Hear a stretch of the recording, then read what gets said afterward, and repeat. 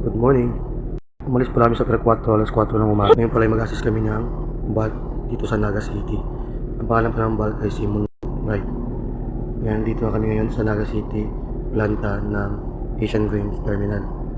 Yan, yung company pala ng Bright na yan is Synergy. Shoutout sa mga crew dyan ng mga Arabo. Mabait yung official. Palangiti sa amin. Dito nga ay malapit na dumikit yung barko. Nilalagyan na lang ng mooring line. Ang partner pala namin dyan ay si Tugboat Pupus. Yan, shoutout Tugboat Pupus. Ito pala yung paraan nila sa pagkabit ng mooring. Hatakin ng maliit na tugboat papunta dun sa dolphin na yun. Doon at kakabit yung mooring line. Tsaka naman titisahin ng mga taga-barko. Dobling ingat lang po kasi marami na nadidisgrasya pag napuputulan ng lubid sa pagtisa nito. Diyan ngayon makikita yun na hinahatid ng maliit na tugboat yung taong magsasabit ng lubid. Pagkatapos nga ikabit yan ay unti-unti na titisain ng taga-barko gamit ng winch. Yan, umiikot na yan. Sa pababarko nga ay hindi kailangan malaki-maliit yung sinasakyan mo.